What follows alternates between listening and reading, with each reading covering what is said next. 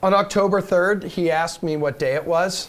It's October 3rd. And this is the sweat, and I'm an extremely fetch Emerson Lotzia. Tonight, find out if butter is a carb, why we wear pink on Wednesdays, and if cheese fries are on the menu.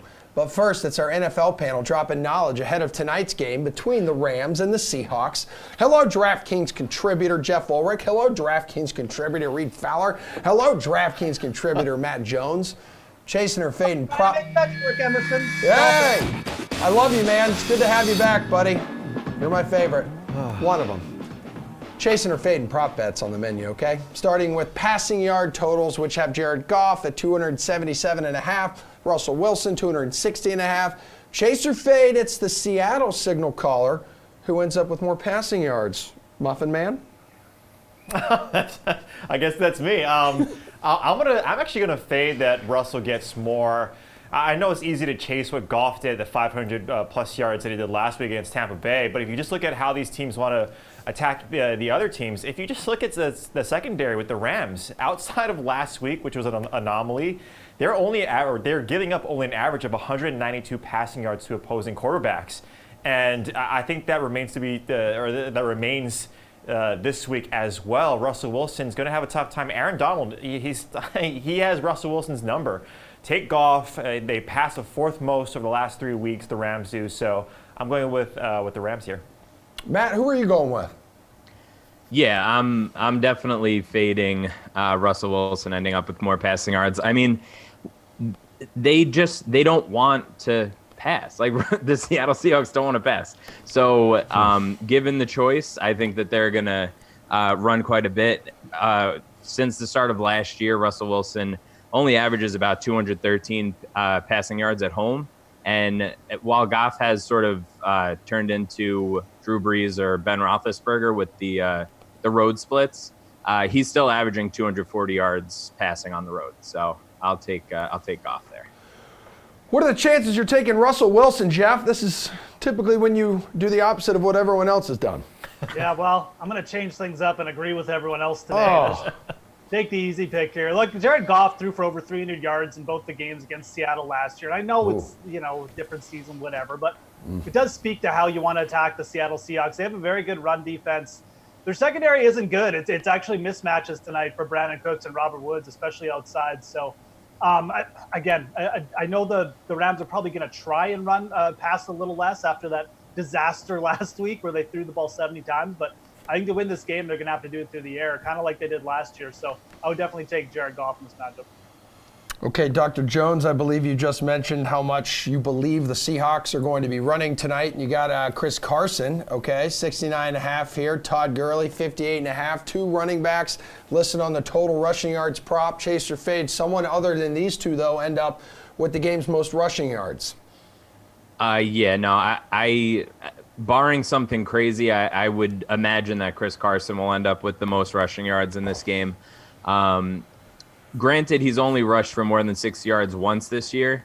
But as far as Gurley goes, like he had 5 rushes last week. Like that's not something that we shouldn't be betting on Todd Gurley's overs for the foreseeable future.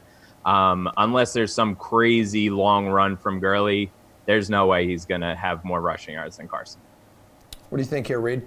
Yeah, I mean, how can you trust Todd Gurley? And I think it's really, if you look at Goff as well as Gurley, their success is in tandem. It's in parallel. We saw Gurley go down with that knee injury last year. It was the same time Goff kind of went on the skids. And we've seen that so far this season, that Goff just can't get anything going. And now you look at both of these running backs, both have had question marks for the first quarter of the season. Carson is averaging about 15 attempts. We saw that spike up without Penny in the game last week. And again, it's play scheme. We talked about it in that first question. It's just how the Seattle offense wants to run. And just with Gurley, you just can't trust. I think the 5 attempts is not going to be the norm, but I wouldn't be surprised if it stays within that 10 to 12 touches for Gurley, as opposed to what we're seeing with Carson at around 15. Jeff, does someone besides Chris Carson and Todd Gurley end up with the game's most rushing yards tonight? It's highly doubtful. Although I will say this, if Carson fumbles early, Rashad Penny would definitely be in the mix for me. He ran for over 100 yards on 12 carries against the Rams last year. But Carson had a 100-yard game against the Rams as well.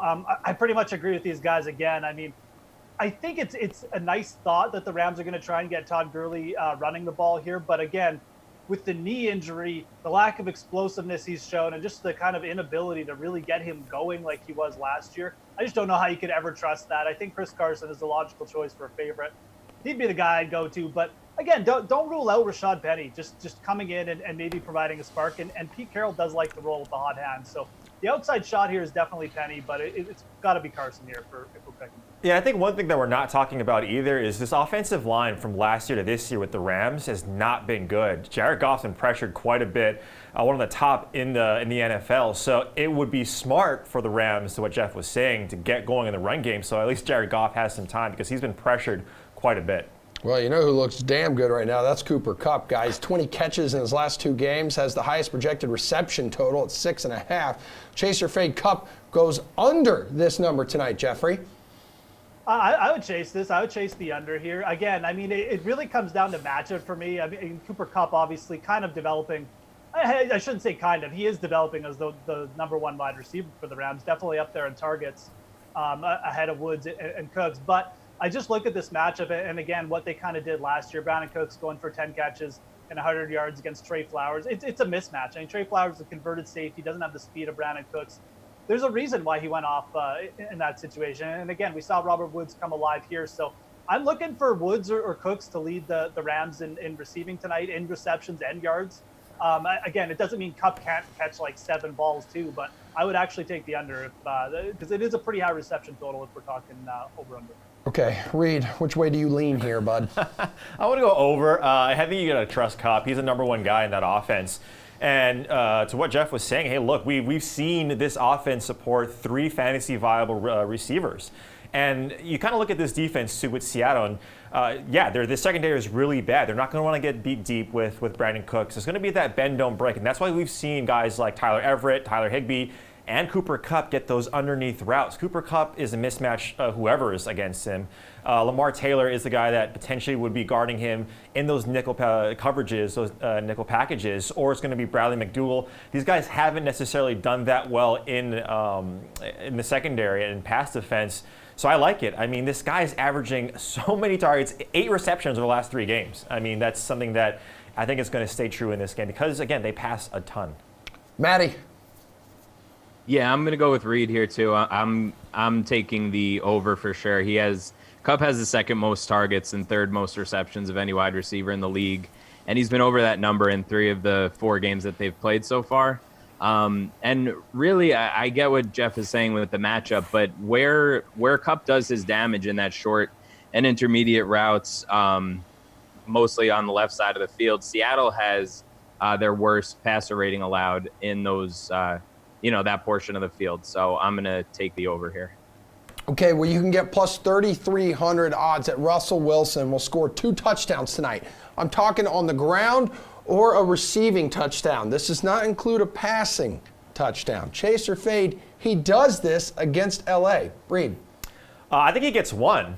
If you look at Seattle, again, they run the ball quite a bit, and their design runs, they have 11 so far this season. Russell Wilson has 2 rushing touchdowns, and it's just a matter of scheme. It's a matter of playing the probability. This number is fantastic. I mean, 2, that's going to be tough. I think at least 1, because in that red zone, if it's not Chris Carson, if he's fumbling for whatever reason, if Pete Carroll wants to do some exotic design and get Russell Wilson on one of those bootlegs, I think he gets into 1 because of how many times that they actually design runs for Russell Wilson. This guy's going to be scrambling. Aaron Donald's going to be chasing him. So I think he's going to get in for 1, but 2, it's enticing, but I don't think so. Okay, Matt, how enticing is this to you? It's not even a little enticing. Come on, man. He can catch 2 touchdowns. 3,300, man. Sure. I mean, he does have 1 receiving touchdown in his career, so you never know. Maybe he'll double his career output tonight. But out of his 116 games in his career, he's done this twice. So that would put him at like fair odds of like plus 5,600. So I'm going to go ahead and fade Russell Wilson getting multiple non-passing touchdowns. Okay, Jeff. Man, you are drooling over this bet, aren't you? Oh, yeah. No, just kidding. Look, I mean, first of all, Matt brought up the odds thing, but I mean, he did this 2 weeks ago. Can you imagine if he rushed for 2 touchdowns like within 3 games? That would be insane. No, he's not going to do it again. I will say this is kind of the type of game you would target Russell Wilson to do something crazy like that because it's got a high point total. It could devolve into a shootout. But no, this is a little crazy. Just looking at those odds again. I brought up the outside receivers for the Rams. I like the odds. I kind of like the odds on a double touchdown game for Cooks or Woods here.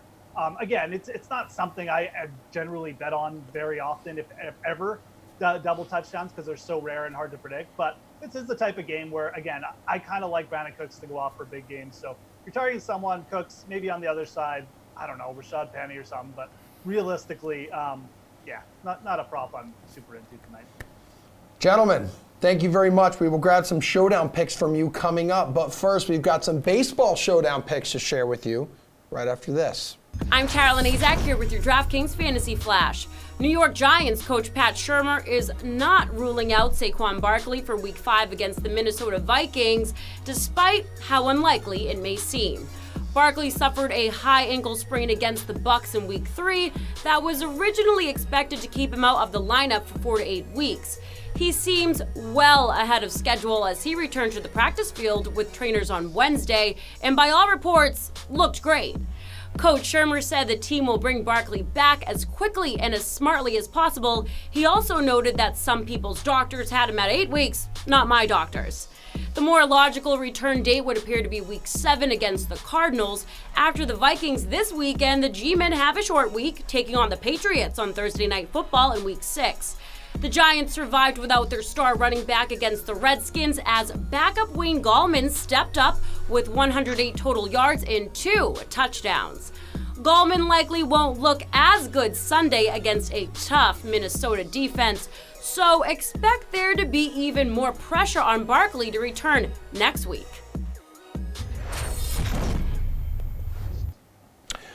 One baseball game is being played right now, so let's talk about the one you still have time to build a showdown lineup for, the NLDS between the Nationals, who survived the wild card, receiving a dangerous reward of facing the Dodgers.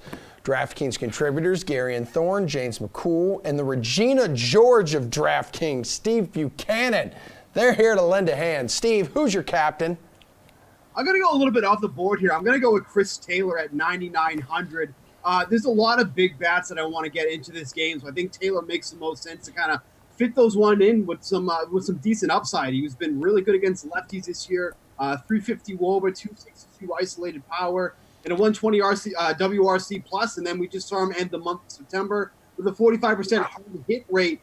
So I think this is just going to end up being a bad spot for Patrick Corbin. Like, he's been so much better at Nationals Park than he has been on the road. I get that Dodger Stadium is a very pitcher-friendly ballpark, but there's a lot of bats in this game that I would like to go against Corbin rather than roster Corbin. So Taylor's going to go into my captain spot here, and then I can jam in some of those other high-priced guys. Gary, and who will you spend 1.5 times the salary for, but receive 1.5 times the points for in return? Yeah, there's not really a super obvious candidate. I think if I'm going to have 10 lineups, I'm not going to have a captain that has like 50% exposure or anything to that necessity. But Juan Soto is someone I'm very interested in tonight, kind of in that mid-tier price point at 8,600.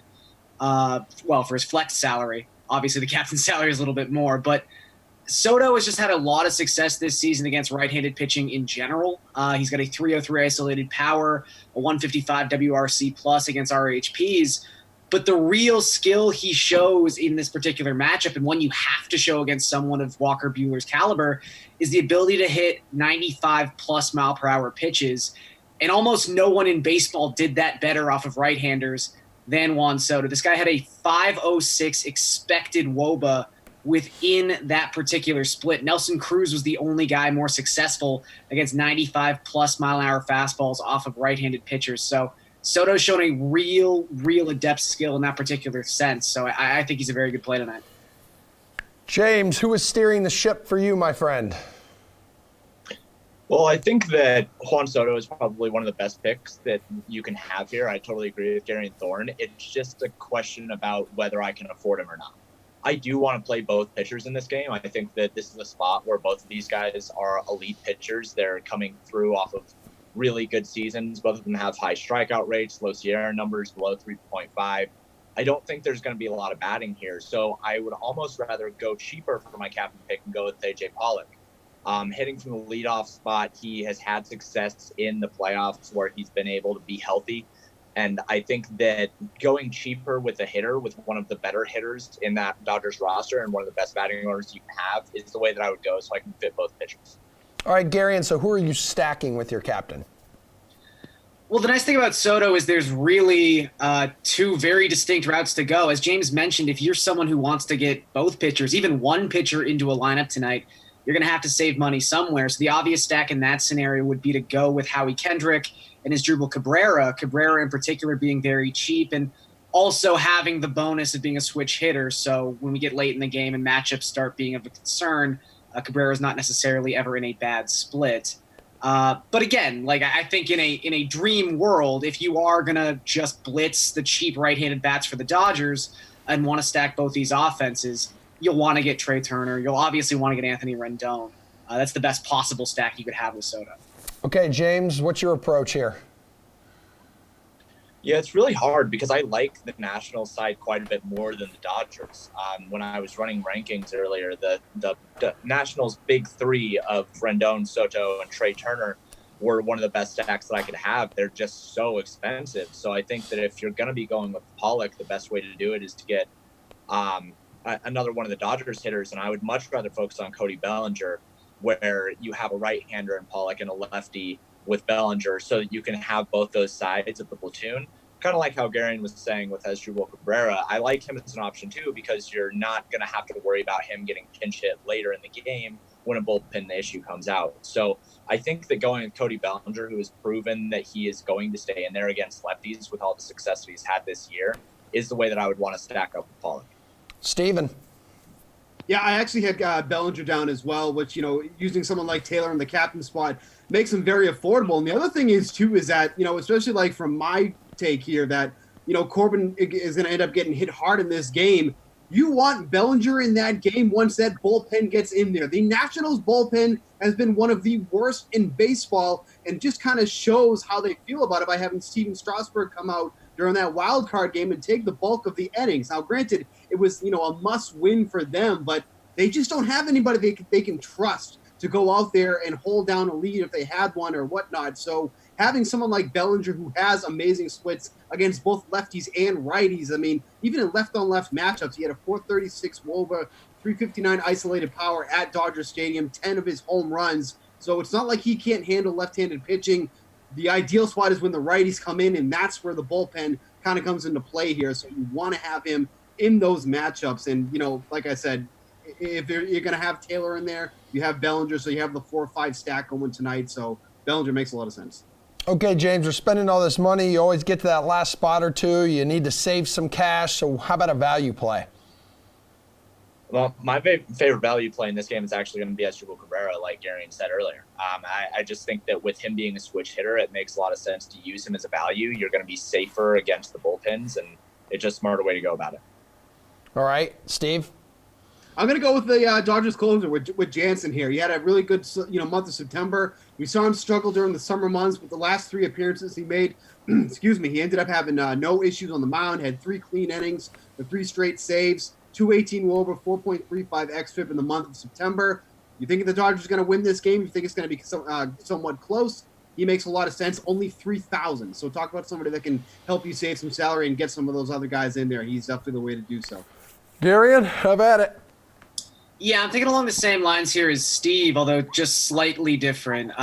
One thing I will say in terms of value, I think everyone's going to be on David Freese. I want no part of David Freese chalk.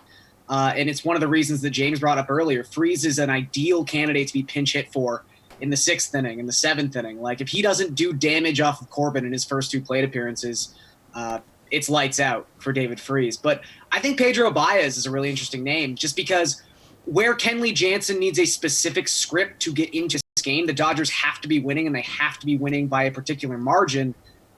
Dave Roberts has just shown time and time again Pedro Baez will appear in this ballgame. Baseball guys, enjoy the night. James, thank you for the unbiased outfit. Until tomorrow.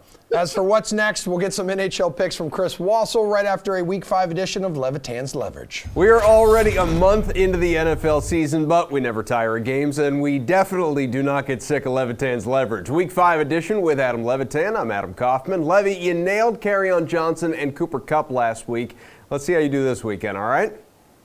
Yeah, stay hot, buddy. All right, there you go. Bengals need to get some offense from somewhere, so why not Auden Tate, right? 3,500 at home against the also winless Cardinals. A.J. Green's still out. John Ross is on IR now. Arizona's defense, one of the worst in the league. Is this an automatic play? Wow, you explained it very well. You should be the one answering the questions. Yeah, I mean, I just like to take all your answers before you give them to me. I'm not that high in general on Auden Tate's talent. He ran like a 4.7, but he is 6'5", 228. I've seen some good comps between him and Kelvin Benjamin, and I just want to play guys against Arizona. That's the bottom line. I know Andy Dalton was embarrassed on prime time in Week 4. I think they bounced back at home here. Adam Thielen, Vikings star, 6,700 on the road to battle the Giants. Now, I guess my question is, can we actually depend on Kirk Cousins to get him the ball? Yeah, I mean, the real question is will the Vikings call enough pass plays? Because if they do, I think Adam Thielen will play really well here. Giants, one of the worst pass rushes in the entire NFL, one of the worst secondaries in the entire NFL. The question is always, is it just going to be Dalvin Cook all day? And maybe it will be, but I think Daniel Jones is talented enough, and this Giants offense is talented enough to force Kirk Cousins into 25, 30 attempts. And under that scenario, Adam Thielen is going to be a great play at 6,700. Okay, let's do one more. It's DeAndre Hopkins, most expensive receiver on the slate. He's 7,800. Hop is home to face the Falcons. He's only averaging 49 yards a game on 8 targets per. Hasn't reached the end zone in the last 3 weeks, but obviously you like the matchup, so why? Yeah, I mean, these guys at DraftKings with these salaries, man, he just keeps having bad game after bad game. The salary doesn't go down, so I don't like that. What I do like is that we know he's faced Jalen Ramsey, he's faced Casey Hayward, he's faced James Bradbury. And those are 3 really, really tough matchups for any wide receiver. Now Kenny Stills is questionable for the Texans, and now he gets a home game against the Falcons. So obviously, really, really good spot for DeAndre Hopkins. I wish that his price was cheaper, but maybe that'll keep his ownership down a little bit. What's better than a 4-game NHL slate? How about an 8-game NHL slate? Yeah, that's what we have cooking tonight. And we've got Chris Wassel of Awesemo.com here to play a fun little game of opening face-off with us, choosing between the top options at each position, like at center. By the way, I like your new headphones, buddy. They look good on you. Awesome deal. They came right with the Yeti microphone. Had to go with it. You know a deal when you see one and you hop on it. Good for you. Okay, at center, Sid the Kid, Mac Attack, and T-Sag, all over 7K. Which one do you like the best? I'm going with the surprise. I'm going with Tyler Seguin tonight. What? Yep, that's right. With remember, new scoring system with DK. Oh, that's right. Point. You get that nice big happy bonus with 5+ shots. And look, Seguin loves to play against Boston. We all know he loves to play against Boston. He loves to stick it to Boston. What a perfect night for Tyler Seguin owners tonight. Okay, how about in the wing department here, man? 2 guys who just re-signed with their teams. Winnipeg's Patrick Lane is $7,000. Colorado's Mikko Rantanen, $100 cheaper. You fading both, considering they haven't really had much training camp time here? Lane, I would, only because sometimes, look, now, keep in mind, Lane's not only going to play tonight, he's going to also play tomorrow night against Devils, presumably. No one's really sure if he's confirmed for tomorrow. But as for tonight, a little bit of a fade just because, look, a little slow. The motor skills might not quite be there. Mikko Rantanen is playing with arguably one of the best centers in the NHL, period. And he's also playing with Gabriel Landeskog, which doesn't hurt either. You combine the two, they can probably nurse him to a couple points, as opposed to Lane, who might have a problem creating his own offense tonight. Yeah, Lane, one of my favorite players in the league. Top price players on the big, beefy blue line are all over $6,000. Pittsburgh's Chris Letang, Victor Hedman of Tampa, Nashville's Roman Josi. Will you pay up for defense and pick one, or are you going to punt and go for value play here? I'm going to pay up. I am actually going to go for Roman Josi tonight. It's a little bit of a risk, but we're going to see if Nashville really has changed their system in any way as far as the power play. As everybody knows, over the second half last year, Nashville was tied for 30th in the league on the power play. It was pretty nasty. They've made some changes. Josie is expected to fire more shots. Again, the talk of that 5-shot bonus along with the 3-block bonus. Josie may just hit both, and if he gets an assist or even a goal, that's bankable value right there. Well, between the pipes, we're making you pick between two players at the same salary, both facing good offenses. Henrik Lundqvist, $7,600. The Rangers hosting the Jets, the same price. You have Boston's Tuukka Rask with the Bruins in Dallas. So which guy is in the better spot? As nuts as this is going to sound, and I want to say Rask with every ounce of my strength here, but unfortunately, taking the leap, I actually considered Henrik Lundqvist tonight for this reason. Over the first 2 months of last year, people forget that even though his record in October last year was 3-6-1, he also had a save percentage near .920. He was facing almost 36 shots per 60, which means, hey, with again the new scoring system, saves are pretty good. I believe you get more points now if they have 35 plus saves, right? You get the 35 plus save bonus, which is a possibility tonight. The Rangers defense is still sketchy at best. Basically, their idea of a good offense is to somewhat slow down the defense. I don't know how that's going to work as far as after the first line or two. At any rate, Lundqvist is a pretty decent value play on a night where his ownership has to be less than 3% tonight. I'll be very surprised if many people own him just because of the other. Look, you got Pekka Rinne in net. You have a lot of options to go to tonight as opposed to, say, Henrik Lundqvist or even Tuukka Rask.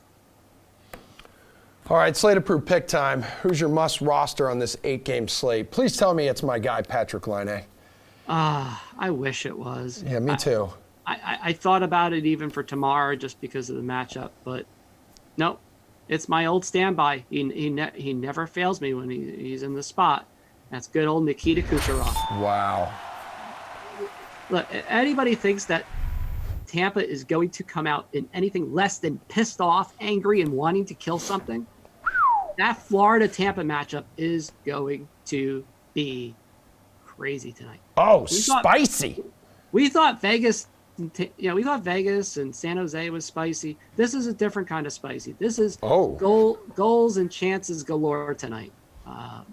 You have two great goalies, but again, you have two unbelievable offenses and two of the best 4 power plays in the NHL from last year. And they only got better. So expectations that over under 6.5, jam the over. Dang, you're hammering that jam button, dude. Chris Wassel, good seeing you again, man. I'm very happy hockey season is back, and you will be with us for the entire ride. NFL over-under is coming up next. So what do we do with the Chargers, guys? They're both highly priced, but Denver is legit terrible against the run. So I can see them, especially with all the injuries that the Chargers have. It's like, let's try to make this game as short as possible. We know no one's watching because we're up against Dallas and Green Bay. So let's just try to finish this as as close to 2 hours as possible. Make sure no one else gets hurt. I can see both Eckler and Gordon getting a ton of touches in this game. I have no idea who's going to control the goal line, who's going to end up touching the ball more overall. But I do know that no one is going to play either one of these guys because no one knows. Is there a circumstance you can see where you would actually take a chance on one of them? Probably not, to be honest. No, you can make a case that Eckler, the way he catches the ball, he can still break one and get there, but I'm not sure. Obviously, the ownership is not going to be, he was pushing in high stakes 50% in some of these contests. It's a totally different situation now. I'm going to let other people who maybe want to hang on kind of chase that. There's just so many other options. Even if I was going against the grain, there were just other guys that I would look to before him. I mentioned a guy like Mixon, or, we talked about Connor, who's a little banged up. There's other priorities outside of the main plays in that range. So probably no Chargers backs for me.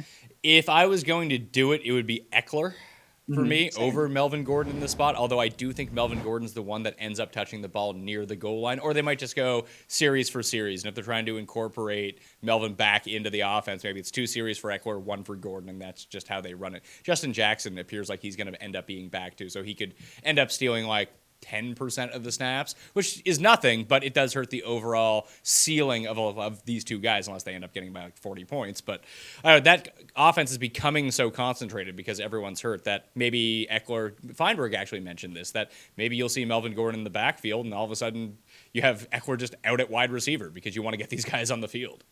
It's possible. I mean, we'll see with Mike Williams and Benjamin and whatnot. I mean, last week they ran out of people. It was a lot of creative players out there. So, again, the way Eckler plays, he's certainly making great use of his touchdowns. He seems to find the end zone when they need him, and he is live to always break one. But I think you're kind of shooting for a pretty narrow gap there. Not for me. So of all the 6K guys, you like Mixon the best? Because I think I like Fournette the best. And this isn't even this isn't even talking about Le'Veon. If Darnold's not playing, I'm not playing Le'Veon. I like Fournette the best. When you look at everything, it's a great matchup. They're going to lean on him much more, but I think Fournette is going to be much more popular than a guy like Mixon. So it would be those two. Derrick Henry, I mean, the way to attack Buffalo is on the ground, and we know Tennessee wants to control the game on the ground. I'm not in love with that play, but I guess he would be in consideration for me. Yeah, I think I would just rather play Fournette or drop down. Like, Aaron Jones is really interesting, I think, against Dallas. Dallas, pretty decent run defense, but this whole Jamal Williams situation, he's not practiced yet this week, but he could return. If it was just Aaron Jones, I know the matchup isn't great. I could see him sucking up a lot of ownership with people knowing that he is the only running back there. And they did start to use him in the passing game towards the end to great effect, because running up the middle against Philadelphia was not working last Thursday. Don't do that. He's a guy, I mean, I know everyone, mostly in the fantasy community, thinks that he should be the bell cow, and maybe he'll get his shot here. I'm not in love with the play. I think that most of my running backs are going to be pretty premium. I don't see a ton of reason to punt this position in particular. There's a lot of other spots to save on the slate.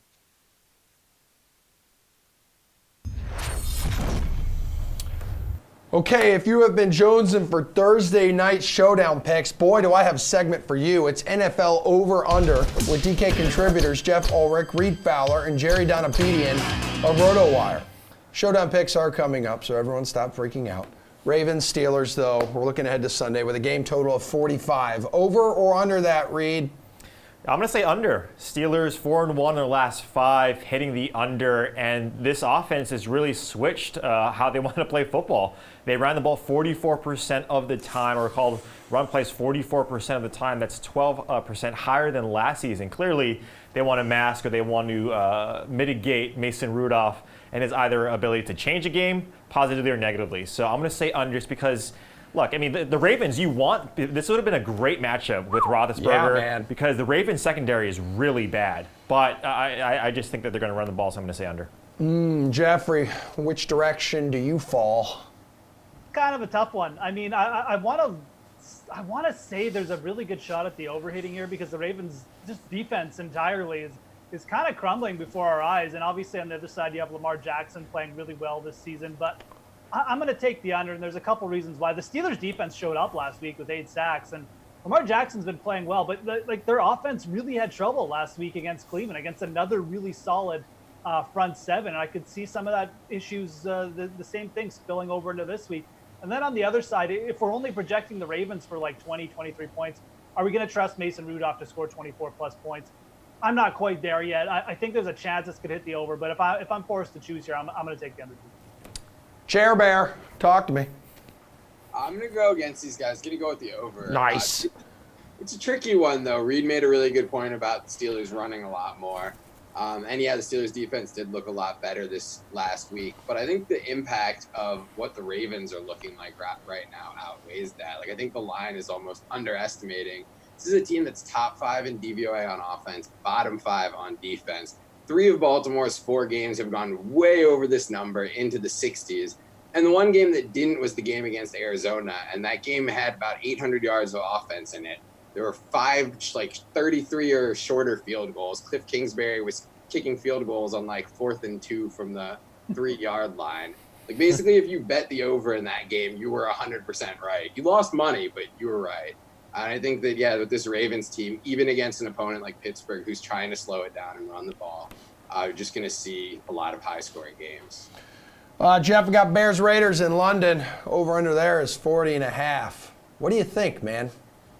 Emerson, I got out my calculator, which is just my brain, by the way, and I ran a bunch of simulations trying to figure out a way that the Raiders could score enough points that this would actually hit the over. Yeah. And none of them hit. Okay. So I'm going to take the under here. Look, the Bears are, they're second in the league in sacks. They're allowing like 3 yards per carry. I don't know if Derek Carr is going to survive this game with Khalil Mack wanting to just like show off his former team. So, yeah, under. Jerry, could Jeff's calculator be malfunctioning? Well, Jeff, you're forgetting that Khalil Mack is best friends with Derek Carr. Thank you. Go easy on him. Yes. Yeah, dude. The Bessie narrative. Jeff's 100% right. I mean, these teams both want this game to go under. Look at the way they play. They're both bottom 10 in pace. They both run the ball at a high rate, neutral situations. You got one backup quarterback in Chicago, probably. You got another starting quarterback who plays like a backup, Derek Carr. He just throws checkdowns and dump offs. Both these teams are content to have it be a 17-13 game. I don't think that anyone is really going to be taking a lot of shots downfield. If it does go over, it'll probably be because the Bears defense scored a touchdown, something like that. But yeah, I think even at an extremely low number, just the way these teams play, the under is the better bet. Reed, not everyone can put a good product on the field like the Jaguars do year in and year out in London. That's a shiny calculator that Jeff has over there. Right? It does look great. Yeah. No, I used my less shiny calculator as well and tried to figure out if the Raiders had any shot. They're pretty close to this team. I like them quite a bit, but even if Tyrell Williams plays, even if he's active, we obviously like Darren Waller as fantasy options. Even then, right, some of these fantasy options aren't that good because the Bears defense is legit. They are fantastic, and now there's an added narrative, if you want to call it, with Khalil Mack. He can wreck a game. He can absolutely change the whole dynamic of the game. If you want to attack any part of this game, I think in DFS, Tariq Cohen's an interesting play with Chase Daniel. He saw a ton of production in the 2 games that Chase Daniel started, but in terms of the over/under, the total already moved down a point, and it's at 40. This is a lower over/under total, and people are still hammering the under. So yeah, I'm gonna say under. Jerry, Falcons Texans, the over/under there, 49. Think the over hits? This is the toughest one yet for me. I think looking at it statistically, you can make a case for the under. Like both these defenses have been maybe like a little better than expected, and the offenses have both been very disappointing for me at least. But it's just like one of those where I just have a gut feeling that it's going to be a shootout. Like I guess still maybe attached to the preseason view of the teams and the fact that both are kind of pass-first offenses, top half of the league in pace. Still have some confidence in the Texans to get it together. Like last week, Deshaun Watson didn't play well, but he missed 2 deep bombs, one to Fuller, one to Hopkins. Like they were pretty close to beating that Carolina team. Like I think that 10 points last week, the Hopkins interception in the red zone. Like it sounds crazy because they scored 10 points, but they really weren't far away from scoring 24 or 27. I think against Atlanta, they'll have better luck this week.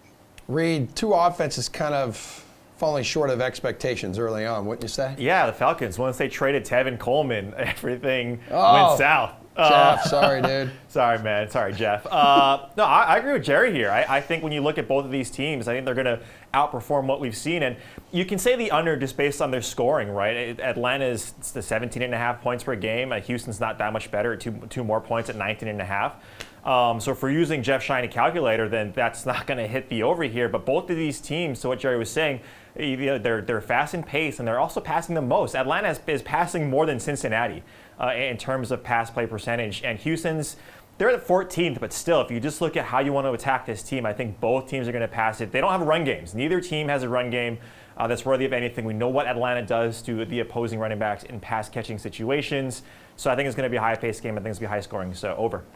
Jeff, over or under?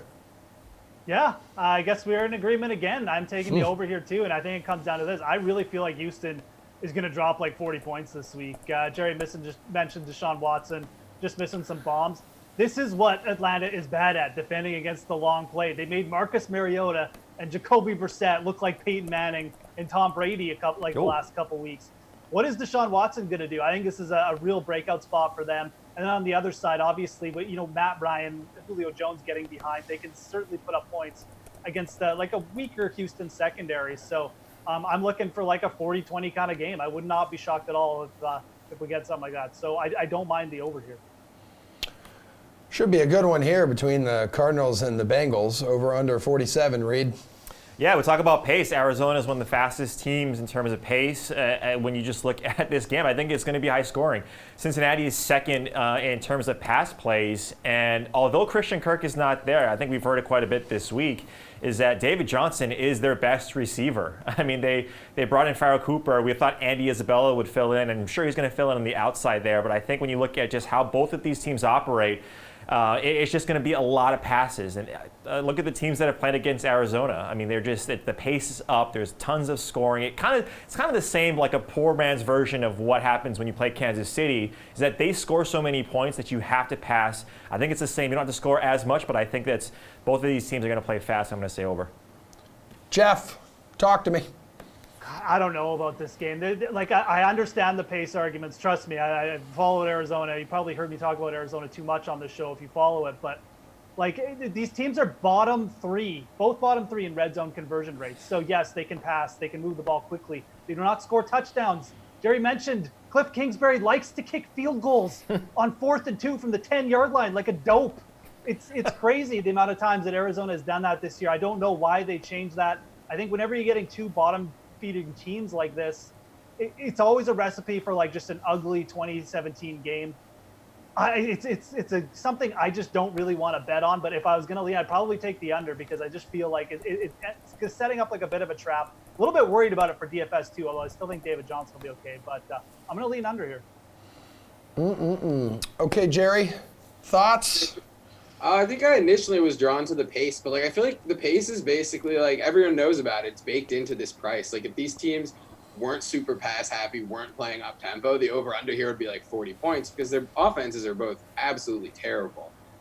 Maybe in the Cardinals case because they run so many plays, that's maybe gone somewhat unnoticed. But just like the last 2 weeks, they've shifted to I think Kyler Murray's ADOT was 5 or below, which is like 2 of the 6 games, single games for any player this year. Like they're just throwing short passes. The Bengals have no one left healthy. And I think the impact of both the offenses being terrible outweighs the impact of both the defenses being terrible. Like statistically, there's just more variance in the quality of team offenses. Same thing with like a great offense does tend to beat a great defense. So yeah, I think this one's going to stay under despite the fact that we might see 70 snaps on each side of the game. Maybe one of them will get their first win. Maybe one of them will earn their second tie of the season. Who knows? Okay, guys, this is when I keep teasing showdown picks from you three, and next time we see y'all, we'll actually do it. But let's deliver a sports betting preview of the college football weekend ahead. Hey, Taryn Azak here with your DraftKings Fantasy Flash. Trade rumors are heating up around the Vikings stud wide receiver Stefon Diggs. The latest from Ian Rappaport Thursday morning is that the team is adamant Diggs is not available for a trade, barring some massive deal. Rappaport also said Diggs' frustration with the organization has been palpable, and teammates are left wondering if he wants to be there. Diggs was visibly frustrated during Sunday's loss to the Chicago Bears. Through 4 weeks, Diggs is only being targeted an average of 4.8 times per game, down from 9.9 in 2018. The Vikings' passing offense ranks second to last in the league, only ahead of the Jets. If Minnesota has no plans of trading their $72 million wideout, then they better start using him. This is certainly the week to do it as they match up against a Giants defense that ranks 25th against the pass. Diggs returned to practice on Thursday after sitting out Wednesday for non-injury reasons. Minnesota has 4 games before the October 29th trade deadline. Maybe putting together a couple of wins will be enough to keep Stefon Diggs happy. All right, you know what they call the opposite of life ruiner? That's Ben Rosso of awesomeo.com. That's what. Good to see your friendly face again, man. Going on? Oh, not a whole lot. Just living the dream here at DraftKings. So help us. Yeah, man, this is great. Help us out with this Saturday's college football slate, please. Big SEC game with Auburn going down to the swamp, take on Florida in Gainesville. Who do you like in this matchup? So I'll say this. Game opened at Pick'em. Everybody's on Auburn. It's up to 2.5. I don't know. I could see it maybe across this 3 goes to 3.5. So I'm going to either look like a super sharp person or a giant donkey. I'm on the other side. I'm going with Florida. They found something here. They lost Felipe Franks. They find Kyle Trask, this backup quarterback. I know he hasn't been tested, but I believe in him. And they got healthy. You know, they had Townsend last week. That's a basic bye game. And as impressive as Auburn's been, and they really have, they beat Oregon, they beat Texas A&M, I still have some questions. So Florida's getting healthy at the right time. The question for me is, can they put up enough points? I think it's going to be a low-scoring game, but I'm actually going to go against the grain and think that Florida at home can take care of business. Yeah, man, 2 5-0 teams that can do no wrong, according to all SEC fans in this country. Michigan State +20 at Ohio State. Is that spread too high? I think just a bit. Another dangerous spot. Ohio State, Justin Fields, we've seen what this offense can do. They seem unstoppable. Went into Lincoln. That was not a contest against Nebraska. But Michigan State, Mark D'Antonio always plays these teams tough. They've been a little all over the map, but overall they have a good defense that should test Ohio State a little more than they have. I mean, they beat up on some cupcakes. They beat up on Nebraska. So I think just, almost 3 touchdowns, that's a little much for me. I think they can keep it closer than that. All right, hook me up with a game that has the most upset potential. So this is a hold your nose pick, but Georgia Tech, 10.5-point dog against North Carolina, and they're bad. Let's get that right out. Hey, North Carolina almost beating Clemson. So that's right. Right? And I actually think that works against them. So that is a hangover effect in my book. I respect the call by Mac Brown, going for 2, going for the win. So close. I wouldn't be stunned to see them, a little lackadaisical here. Georgia Tech comes in, kind of sleepwalk through this game. They run that triple option, kind of a weird look if you haven't practiced it. Control the game with the tempo. I'll take the 10.5, even though Georgia Tech is having a pretty rough year. Okay, I feel like Notre Dame is always in the conversation here, looking at Saturday's games again. The Irish 45.5-point favorites over Bowling Green. Is that going to be this weekend's most lopsided game, or do you have other options? What do you think? Yeah, it could be bad. I'm going to go back to the Big Ten. Wisconsin, 35-point favorite over Kent State. The Golden Flashes are having some issues. Yeah. And the way that defense for Wisconsin is rolling, I wouldn't be stunned to see them shut another team out. And Jonathan Taylor on the ground, this could be, I'm not, 300 yards rushing if they want to let him go. So I have a feeling that one gets out of hand early and is a giant score at the end. I mean, hell, if they're shutting out USF, they can probably shut out Kent State, right? Yeah. Okay, Ben Rasa, you're a true friend of the crown. Thank you very much. Rams Seahawks showdown picks will arrive right after Panel B shares their thoughts on Thursday Night Football. Seattle, even in a pretty dominant victory over Arizona, still allowed David Johnson to do pretty well with his touches. That defense still is not what you would expect a Seahawks defense right. to be. It's no longer the Legion of Boom. So I think that the Rams are going to look for some balance in this game, look to Gurley a little bit more, and try and let Goff make the plays that he can, but not have him win the game for the Rams, because I don't think that's something that he's capable of doing. Yes, the defense might not be the same, but do we think going to Seattle in a primetime game, short week, that's still got to play into the Seahawks' hand a little bit, I would think. No, of course. I mean, obviously, home field advantage. Jeez, that was a tough one to spit out. It obviously plays a factor, but you look at I don't think Russell Wilson is getting enough buzz about how good he's been playing. Like, he's yet to throw an interception this year, 8 through the air. He's starting to rush a little bit more. We didn't see that in the last game, but the previous 51 yards, 22 yards. So he's doing a little bit with the legs there as well.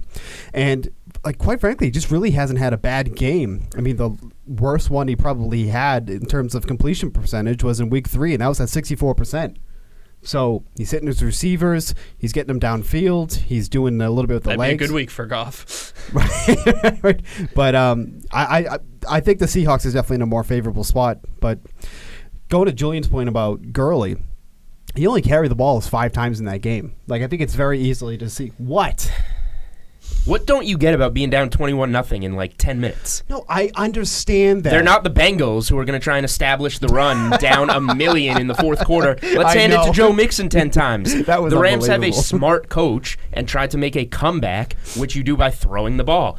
Look at Gurley's numbers in the receiving game. He had his most targets, most catches, because they're down and they're throwing the ball. So they had to use him in that way. Now they get a fresh slate. By my knowledge, they're going to start this game 0-0. And they're going to try and hand the ball to Gurley so that they don't make mistakes and get into a hole like they did last week. Did you get a good night's sleep last night? You're awful feisty. Okay, wrapping up this baby with some showdown picks for tonight's Rams and Seahawks contest. DraftKings contributors Jeff Ulrich, Reed Fowler, Jerry Donabedian of RotoWire. All three of you are here, and it's good to have all three of you here. So, who is your captain's pick going to be for this showdown contest, Reed? It's going to be Cooper Kupp at 14-4. He's expensive, but I like it. I talked about it at the beginning of the show what he's been able to do. There's a handful of receivers that have gotten 20+% of their team's target share. It's the top brass. It's Nuke Hopkins, it's Mike Thomas, OBJ, Kenny Golladay.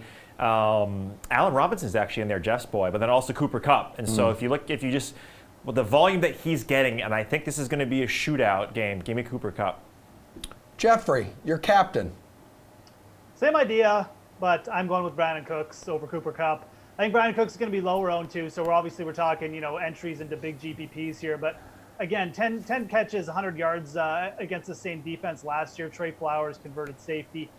Seattle's weakness in their defense is their corners. Sometimes it doesn't always get exposed because they have a pretty good pass rush, but the Rams exposed it pretty good last year. I think Cooks, again, you're talking about leverage and ownership. He's going to be way lower owned than Kupp, so give me a big game for Brandon Cooks here.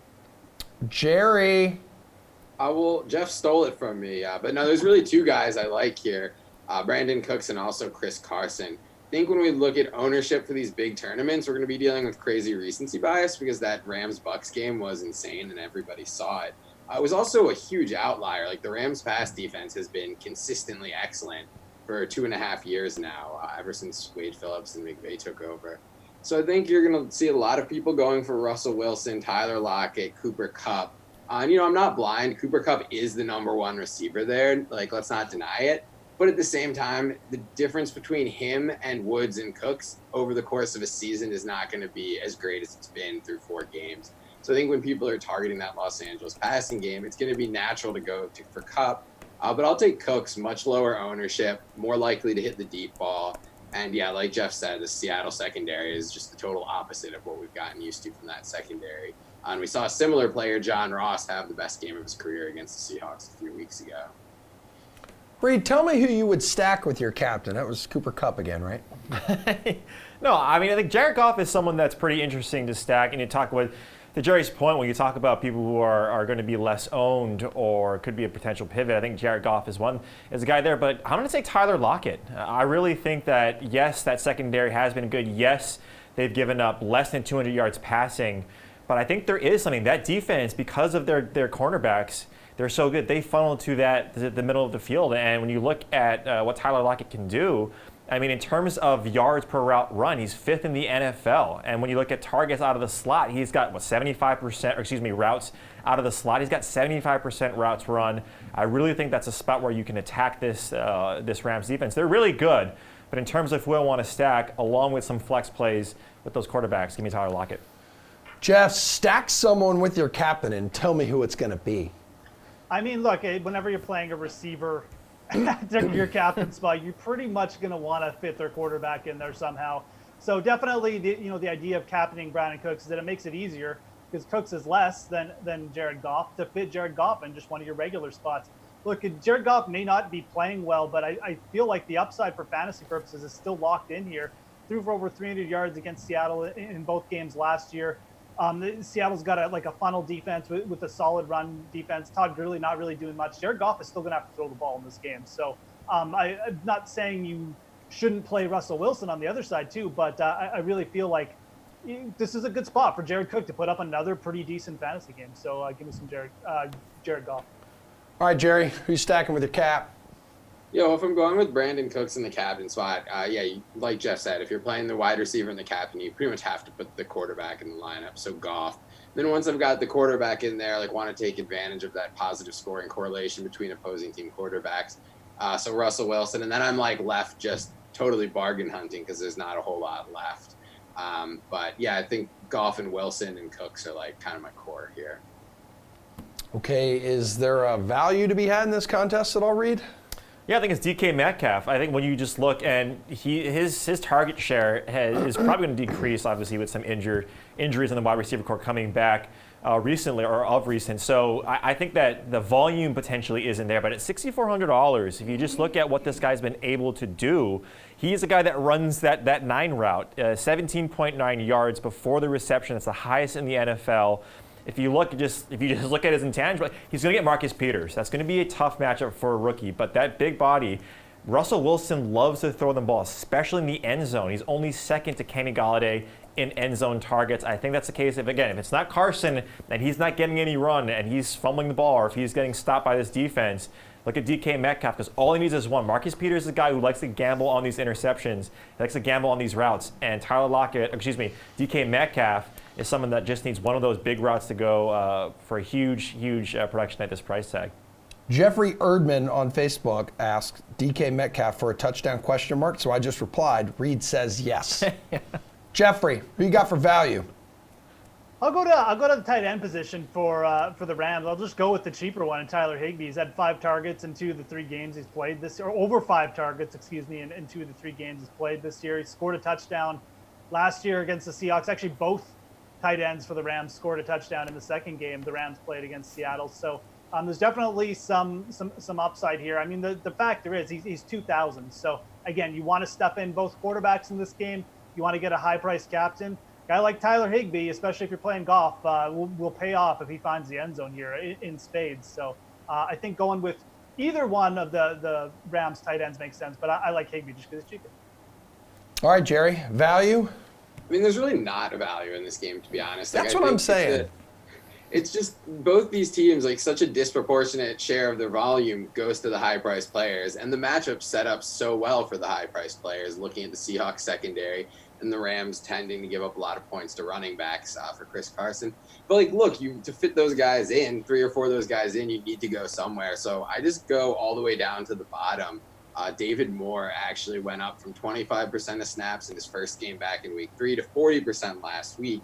And he actually was taking those snaps away from DK Metcalf primarily, who went down to 2/3 from the 80% range. So I think we're going to see a lot of people using Metcalf and Disley to kind of is their medium price plays to fit in some of those stars. So, you go with David Moore, you're kind of fading that Disley and Metcalf play. He's not going to get a lot of targets. It's like Tyler Higbee. You're just hoping for that one play where you get 7 or 8 points in that one snap and then maybe 1 or 2 other catches. But it's kind of one of those chances we have to take here to fit in all the star players. All right, is there anyone you would absolutely fade tonight? Reed, this is tough. Yeah, I mean, Todd Gurley, there's no trust. I think we talked about it. So you'd take him out of your lineup there, Emerson. I also think this is going to be a shootout. I know we've seen lower scoring games on Thursday, but I think both of these teams, and we've seen it actually a little bit, right? The regress into the positive for Seattle, passing a little bit more. I know they want to run it, but I think they're passing it, and especially in this game where I think it's going to be a high-scoring one. I'm going to fade both of those defenses as well as Todd Gurley. I just took him out of my lineup. Who are you fading, Jeff? Master 5,000. Will Disley. No, dude, you can I just stop you there real quick? I knew you were going to say this. You've been fading this guy for like weeks, and he's just continued to tear it up. Stop it. I faded him for 1 week. It's just I said it like 3 times last week that you should fade him. And Exactly. I didn't know that him and Russell Wilson were in a Bible study together. Come on. How do you not know Everyone knows that. It's like the righteous gemstones. New information. I'm still fading him this week. Look, this run can't go on forever. Okay, eventually the house wins. In all seriousness, he's priced way up there. Like he's above. He's almost the same as Robert Woods, like a stud wide receiver. So no, I can fade Will Disley here. If you wanna pivot, maybe go down to Rashad Penny or David Moore, like Jerry said. I kind of like that, but. No, you got to fade Disley here. He's going to be chalk again. Dude, I have the perfect lineup built. All right, Jerry, we got about a minute to go here, buddy. What do you think? Who are you fading? I'm starting to think Jeff has he's up here tonight. I think like Will Disley is like the most obvious fade of all time for me. Like you don't have to play a tight end in showdown, and he's basically the same price as Robert Woods. Keep scoring touchdowns. Like, it's all the things. The ownership is going to be way higher than it should be relative to the price. Look, I've got this guy on a lot of my fantasy teams. I like him, but no, just pay a little more for a lower owned, higher scoring player in Robert Woods or Brandon Cooks. I can't wait till Disley scores 2 touchdowns tonight. What's that? I can't wait till Disley scores 2 touchdowns. Yeah, that's what I'm saying, dude. It's going to happen, man. Divine intervention, man. Okay, guys. Good stuff. Thanks for hanging out with us today. Appreciate all you guys watching. We are back tomorrow night. I believe Adam Kaufman will be here. Just a heads up for all of you watching. Yeah, Jeff. Sorry, dude. Yeah, you may want to turn on the invitation when we invite you to be on the show. Besides that, don't forget, guys, we're here every Sunday for an extended period of time, 11:30 to 1 o'clock. So please watch us. This is The Sweat. I'm Emerson. Enjoy the rest of your night.